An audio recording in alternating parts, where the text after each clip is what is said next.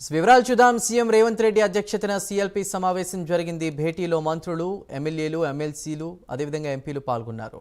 రాజ్యసభ అభ్యర్థి సింఘ్వీని నేతలకు పరిచయం చేశారు సీఎం రేవంత్ రెడ్డి. రాజ్యసభ అభ్యర్థిగా సింఘ్వీని ప్రతిపాదించారు. ఇక రేవంత్ రెడ్డి తీర్మానాన్ని సభ్యులు ఆమోదించారు.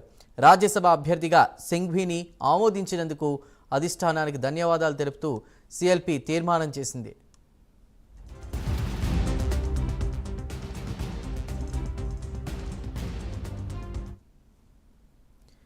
వాటిక సీఎల్పీ సమావేశంపై మరిన్ని వివరాలను మా ప్రతినిధి నాగేంద్ర అందిస్తారు. నాగేంద్ర. Thank you.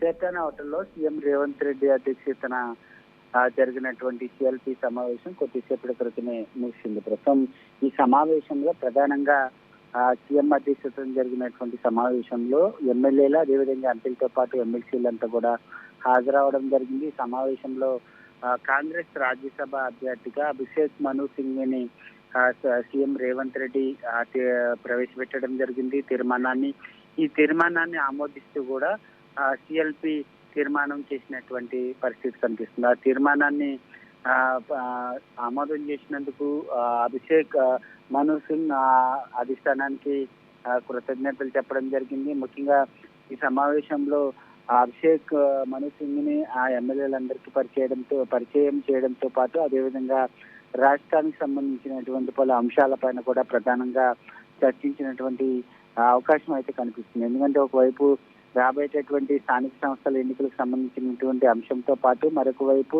రైతు రుణమాఫీకి సంబంధించినటువంటి అంశంగా ప్రధానంగా చర్చ జరిగింది.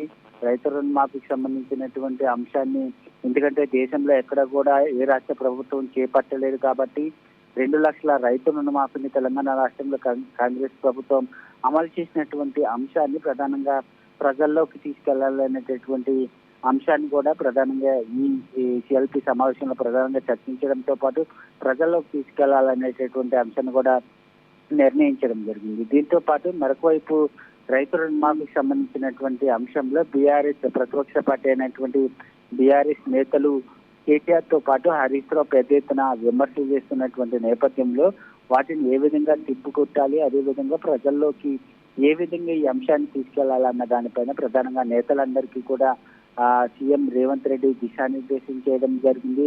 దాంతో పాటు ప్రధానంగా కాంగ్రెస్ అధికారంలోకి వచ్చిన తర్వాత 8 నెలల్లో ప్రజలకు సంబంధించినటువంటి సంక్షేమ కార్యక్రమాలను ఏటేటివిని అమలు చేయడం జరిగింది. వాటి అన్నిటిని కూడా ప్రజల్లోకి తీసుకెళ్లాలి. రాబోయేటువంటి రోజుల్లో ప్రజలకు ఏం చేస్తామన్న దానిపైన కూడా ప్రజల్లోకి తీసుకెళ్లాలనేటటువంటి ప్రణాళికను అయితే ప్రధానంగా ఈ సమావేశంలో రచించినటువంటి పరిస్థితి కనిపిస్తుంది. మొత్తానికి ఈ సమావేశంలో మాత్రం ప్రధానంగా రాజ్యసభ ఎంపీకి సంబంధించినటువంటి అభ్యర్థిని ప్రజల ఎమ్మెల్యేలకి పరిచయం చేయడంతో పాటు తీర్మానం చేసినటువంటి పరిస్థితి అయితే కనిపిస్తుందని చెప్పాలి.